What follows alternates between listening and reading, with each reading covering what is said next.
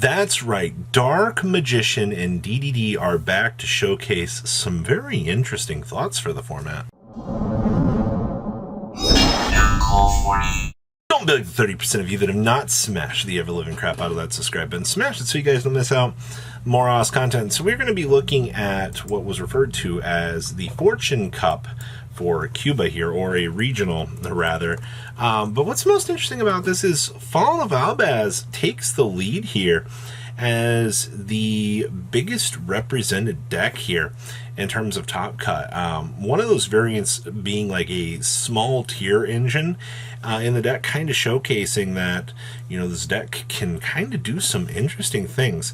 We also had one Sprite variant. I mean, if there's, you know, if cash money dollar bills isn't involved in the format, you are going to see Sprite or another one of the power card, you know, decks actually kind of show up and try to take things down. Just kind of how the format has ended up being for a majority of the time. We also have here Flandres actually taking down a very high appearance in this tournament. I'm actually very, very happy to see that we did get the value train here for Flander.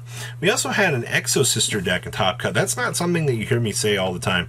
You know, Exosister kind of holding on to the format here in some sort of real fashion, which actually is kind of nice.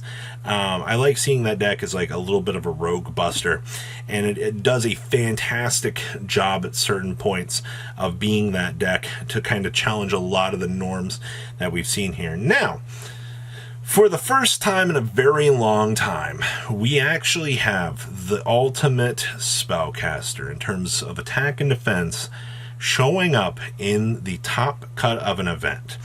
Now, Dark Magician has not been one of those decks that has had a very easy time in the metagame, that's for sure. But this version of the deck actually looks kind of interesting.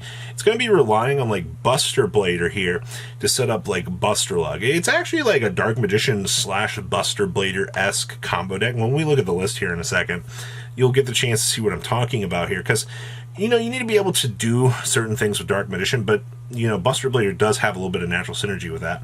And we also had, like I said, a DDD deck in here as well. DDD has been one of those decks, once again, that has very, very high combo potential, but you have to go through and you have to learn a lot of the intricate combo lines with it to maximize the best results for your deck. And if you don't, you know, fully learn all of those combo lines, then you're going to run into a lot of issues when it comes to, you know, playtime with the deck, and you're going to be like, oof, you know, like, I don't know what I'm doing. The deck will punish you massively under pressure. So do kind of keep that in mind, all real things considered, but that's what we're looking at here in terms of this breakdown. Absolutely gorgeous. Let's pass on over to top deck list. All right, the first deck list we are going to be looking at here is actually our Lyrilusc Tri-Brigade deck. Talk about going back in a time capsule here and seeing the overall standard power that this deck has. You can also blame this card right here for being one of the cards that facilitates a lot of the combo push for this deck. Trust me when I say this, evenly matched, stupid good power card, literally takes away so much from the opponent. And then, of course, I mean, you have double Recital Starling here to make the Utopic Draco. I honestly have a feeling that a lot of players were not prepared for the whole Utopic Draco, you know, touchdown, or maybe like even the Ensemble Blue here to just tear apart an opponent's field. I will say that, like, these are very, very strong cards that will definitely crush a lot of your competition overall. So it is within the realm of expectations for what you want to see for this deck. Next up here, we have Flandres. Sporting off triple Dimension Shifter for the main deck here. I will say that as much as people, I mean, if you're in a little bit more of a rogue environment, this still can get you a lot of work done here. I see that we are sporting off books. We are playing Dark Rulers. We are playing Lands of Samorg here. And then, of course, one Unexplored Winds in the main deck. And we still are focusing on the Lunar Eclipses here, which is not bad. Overall, I mean, the Samorg package does give this deck a fundamentally stronger backing. Allows the deck to catch some additional extenders, and, you know, the ability to have more for this deck is good. and I mean, obviously, double M-Pen, Apex, the One Ryza. These are all very standard cards that you're very used to seeing, and the extra deck is all utility resource management. So, yeah, looks incredibly standard to me. Next up here, we have our branded list that definitely is not the most standard thing in the world. Obviously, the Dark Dragoon in this deck, being able to punish the opponent here is actually quite nice. Because of this, we get to play King of the Swamp here. We can actually, I mean, splash in like our little tier package here. Free fusions are not actually incredibly terrible. Especially, you know, if you can have like a committed normal, something like a Reno Heart here, to mill to set up something, or, you know, if you need to discard one of these that you drew off like a branded opening or something here, it's actually kind of good. Or if, you know, you need to do a hard polymerization to make something. The tier package in this deck just gives you additional, you know, setup play for you to do your thing. And once again, I think that's incredibly good for this deck. A lot of people kind of underestimate some of the real value that you get off of these cards in a deck like this. Sometimes they just opt to not even play them, which is understandable. They can be more bricks. Next up, we have Exosister. Hey, look, more Dimension Shifter. Yeah, I swear, no Kashtira walking around in the room. Dimension Shifter against like Rogue, when Rogue kind of starts to feel a little bit more comfortable, actually is very, very good. I see that we are playing Utopia the Lightning down here.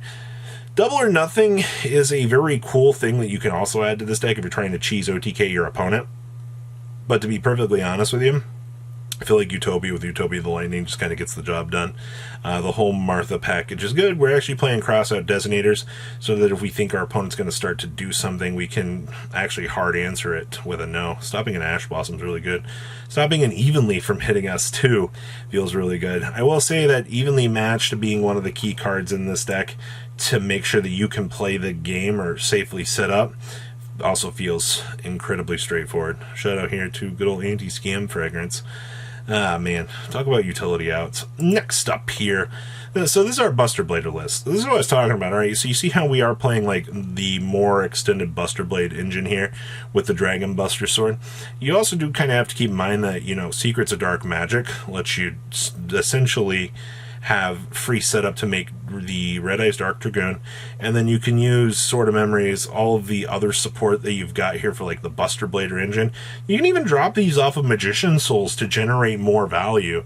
That's actually incredibly good, so that you can, you know, set this up. I'll be honest with you, Red Eyes Dark Dragoon next to a Buster Blader, and if the Buster Blader is equipped with the Dragon Destruction Sword, you're probably winning the game. I also like how we have some very strong targets here in the side deck for super poly targets. Accessing the Master Chaos or Diplexer here is actually kind of hilarious. Secret Village too. Man, if this deck boards in the Secret Village, I'm just going to scoop up my cards because 95% of the time it's all downhill from there, honestly. Next up here we have DDD. Hi Headhunt, how are you? So, I forgot how full DDD combo works. I know that you can go through a majority of the things in your extra deck. King Gilgamesh here, going to be one of your big setups. See that we are playing the Doombright Armageddon, which is kind of cool. The Genghis extensions as per usual. And then we are siding the Dark Contract with Eternal Darkness and the Dark Contract with the Witch here. The biggest real things that you still need to consider if you're attempting to play this deck in the Modern Era format is if a hand trap, especially like Nibiru, can cut you off at certain points, you can still do a lot, but your choke points with this deck feel very, very, very scary still to this day. But the deck did, in fact, make top 8 out of this event, so I think that that's impressive enough in and itself. Also, Pyre's Map is such an incredible card for this deck. Getting to search for Savant to start full combo actually is super good. And then we have, oh boy, we went back in our time capsule here. It's a good old standard branded. We have one Magna Hut with one Saronir. Interesting choice for the one Magna Hut. And then we're just playing the one Lubellion. I've noticed that most of these decks have just massively cut back on Lubellion. While Lubellion is still an incredibly good power card, about 95% of the time, just kind of dialing back on this has allowed this deck I have more consistency. Still playing double patchwork. I mean, we're on 45 cards, which is fine. We do have access to good old Garuda in here as well. And, of course, everything else looks pretty standard, honestly, for this deck. This is kind of cute. I actually kind of like that. That is everything that we have for the Cuba Regional, the way it looks. Please, leave a comment down below. Tell me what you guys think. I've really enjoyed looking at a lot of these more roguish aspects of things. And hopefully, we'll have to see some other good stuff. You guys have a good rest of your day, alright? Patrons! Thank you!